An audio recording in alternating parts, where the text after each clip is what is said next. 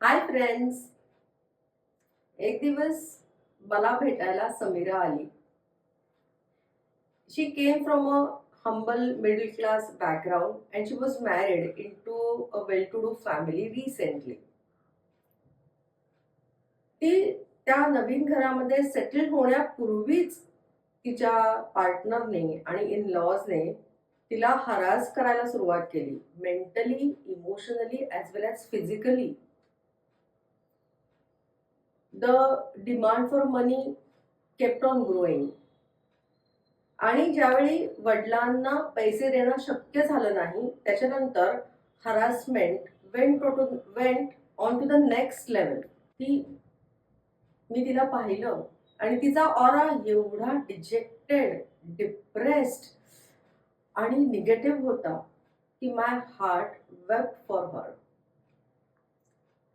I told her की तुझ्या in लॉजने, तिचा ॲस्ट्रॉलॉजिकल चार्ट पाहिला तिच्या पार्टनरचा, आणि तिला सांगितलं की हे लग्न फार काळ टिकणारं नाहीये, कारण तुझ्या इन लॉजने आणि पार्टनरने ऑलरेडी डिवोर्ससाठी तयारी सुरू केली आहे.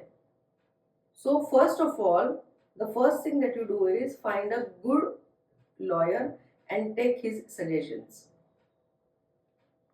तिने लॉयरचा सल्ला घेतला आणि त्याने तिला सांगितलं की start collecting all evidences from now on. Messages, recordings, photographs, witnesses, everything.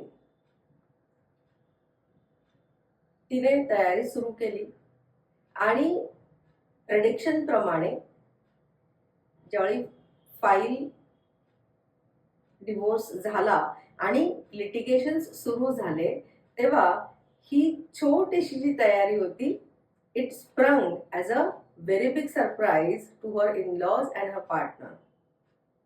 या एव्हिडन्सेसमुळे ही क्रिमिनल केस ठरली आणि तिला सगळेच कॉम्पन्सेशन्स खूप चांगले मिळाले. ॲलिमनी, मेंटेनन्स, कॉम्पेन्सेशन, सगळं.